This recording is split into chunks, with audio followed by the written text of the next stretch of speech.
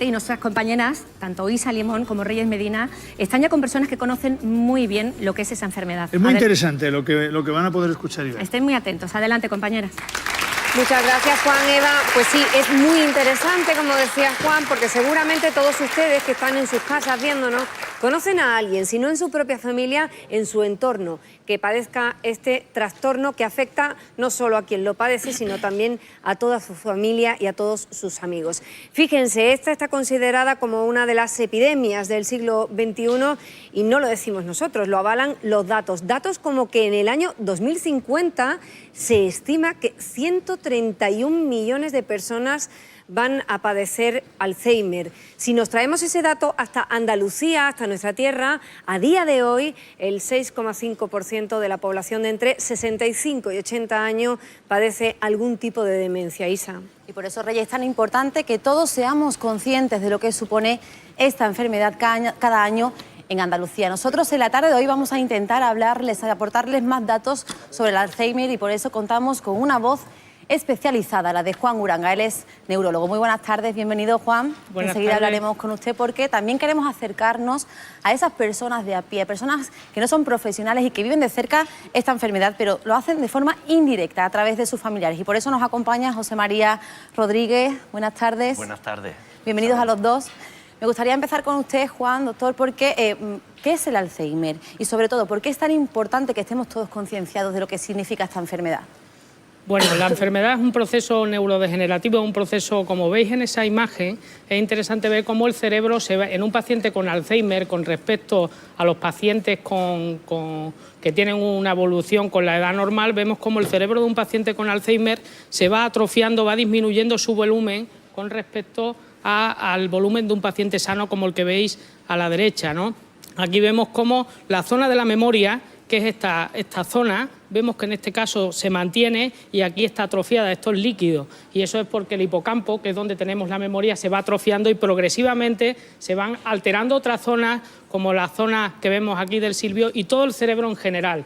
Por eso la enfermedad empieza con problemas de memoria, porque en esa zona del hipocampo es donde tenemos la memoria y se va a ir disminuyendo y sobre todo va a empezar con problemas de memoria a corto plazo. Por eso el paciente no se va a acordar de lo que acaba de hacer o lo que acaba de comer al mediodía, pero sí va a recordar pues, su infancia y va a recordar todos los hechos de su trabajo y todo lo que ocurrió muchos años atrás y no lo que acaba de ocurrir. Eso va a ser como va a empezar la enfermedad. Y esto puede tener una evolución de varios años donde el paciente solo tiene problemas de memoria y progresivamente ya va a perder la conciencia de enfermedad. Y ahí es donde empieza realmente la enfermedad de Alzheimer, porque antes hablamos de deterioro cognitivo leve. Y ahí es donde tenemos que prevenir y donde hay que incidir. En cuanto a la segunda pregunta, como cuando comentabas cómo afecta esto a la sociedad y cómo afecta a la familia y cómo afecta a todo el entorno social, pues es cierto que se estima que en España puede haber como 1.200.000 pacientes con enfermedad de Alzheimer, pero que las personas implicadas llegan a ser en nuestro país hasta 5 millones de personas, ya que cada paciente pues, tiene 2 o 3 personas o 4 o hasta 5 personas implicados en su cuidado, ¿no? Sobre todo en las fases intermedias o avanzadas de la enfermedad. Uno de esos 5 millones de personas, porque suena una cifra enorme, pero todos tienen un nombre y apellido, como es el caso de José María. Esta enfermedad es una enfermedad que, aunque parezca mentira por el número de personas a las que afecta, en muy pocos años se ha ido conociendo. Hace aproximadamente 20 años se sabía poco de esta enfermedad, tampoco que José María, cuando su mujer comenzó a tener los síntomas, no sabía muy bien qué es lo que le ocurría, ni tampoco los médicos. De hecho, nos contaba hace un momento que él pensaba incluso que su mujer pues, había conocido a una tercera persona y esa tercera persona era el Alzheimer. Pues sí, el Alzheimer es una enfermedad, como bien ha dicho Juan, que entra en las casas sin llamar. Entra de manera sigilosa, como otras enfermedades, ¿no? Pero la diferencia con otras enfermedades es que el Alzheimer entra para quedarse. Y le decía yo a Isabel, ¿no? que leía una frase que me gustaba mucho que decía que el Alzheimer golpea a los enfermos en el cerebro, pero a las familias en el corazón, ¿no? Porque es una enfermedad que destroza a las familias, ¿no?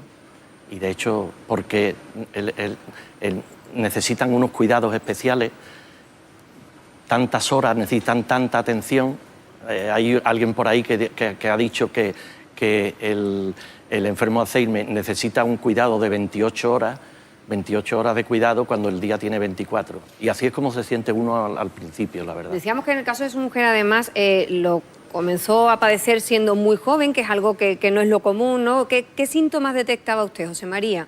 ¿Por qué Pues se dio al principio cuenta? los síntomas eran muy difusos y no se sabía lo que en realidad tenía, ¿no? Porque, bueno, eran olvidos, era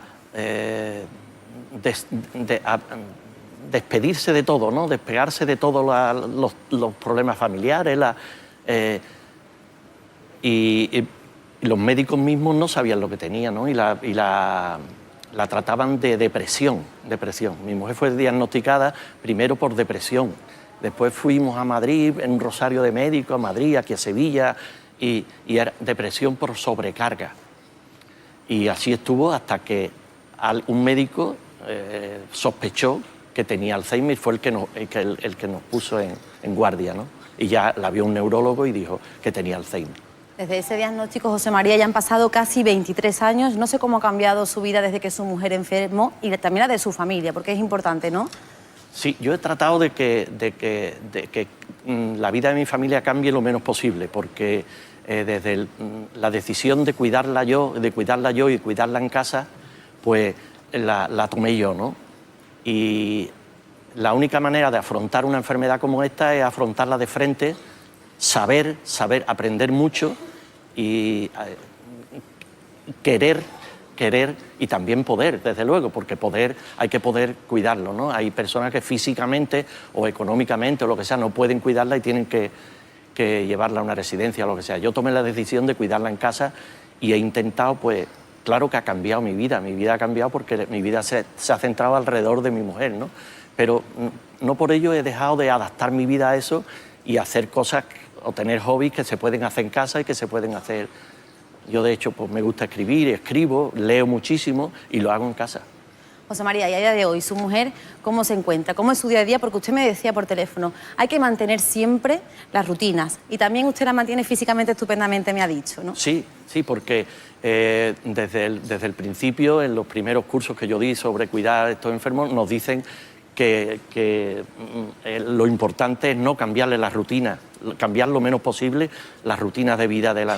Y mi mujer ha seguido cuidándose igual que cuando ella se cuidaba a sí misma, levantándose a las 8, la duchamos, le hacemos una tabla de gimnasia que nos enseñó un fisioterapeuta para que no se anquilosen, porque estos enfermos tienden a quedarse totalmente rígidos, y entonces le hacemos una gimnasia, después la llevamos al desayuno, y después del desayuno se sienta en una silla de ruedas y está la mañana a las 11:30, se le da agua, a las 1:30, almuerzo, al váter, se me olvidó decir que la sentamos al váter 4 veces al día, a las 8, a la 1, a las 5 y a las 9 de la noche, con lo cual el cuerpo se acostumbra a estar sentado en el váter y mi mujer todavía, por ejemplo, puedo decirlo, ¿no? La caca, pues la hace siempre en el váter. Claro que puede usted decirlo, porque son cosas naturales y lo que está contando es cómo mantiene a su mujer con la rutina, sí, para que esté tan bien como está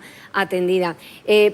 Veíamos que algo que es imprescindible en esta enfermedad es el tiempo a la hora de detectarlo y también a la hora de prevenirlo, porque sabemos que es algo que no tiene cura a día de hoy, pero sí hay síntomas, doctor, a los que debemos estar pendientes, porque creo que sí podemos evitar que avance más rápidamente. ¿Cuáles son esos síntomas y esas claves para prevenir?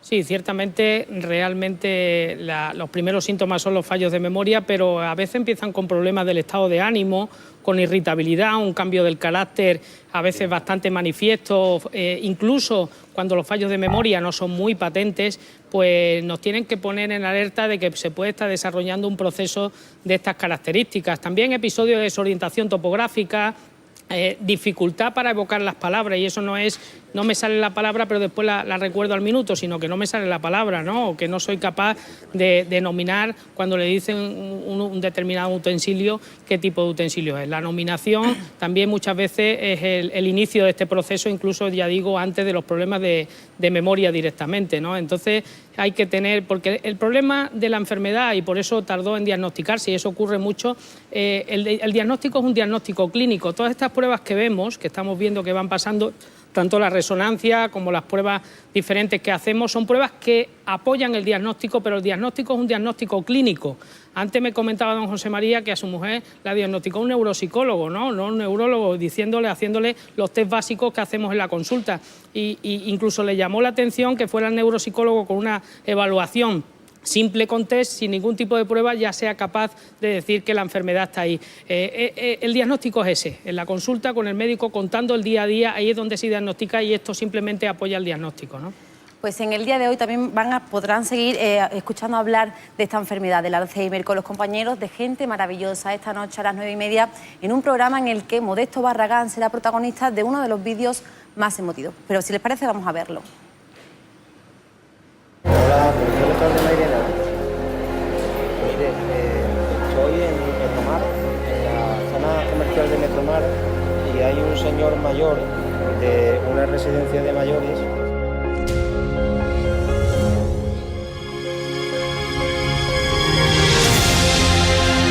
Pedro, ¿qué pasa? De cachondeo, ¿no? Venga que nos vamos. Venga que nos vamos. No, que yo tengo que comprar las flores. Pedro, a ver si te enteras que tu mujer está muerta.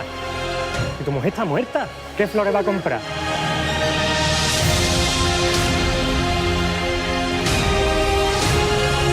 Nos tenemos que ir, por favor. ¿La residencia dónde está? Aquí detrás. Vamos a ir a llevarlo. Pero tranquilo, no le digas eso ahora ya. Lo llevamos y ya está.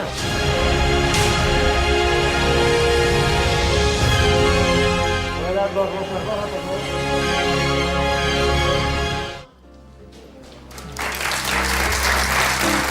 Para ver cómo resuelve finalmente. Perdón que he salido, buenas tardes. Pero póngase de pie si es tan amable, que les veamos. Es que me aparece una auténtica joya, ¿eh? Es una auténtica maravilla. Diario de Juan Marioneta. ¿Está escrito por usted? Sí. Y está ilustrado por Manuel Caliani. Y narra en apenas, ¿cuántos días? ¿12, 14? 20. 20 días.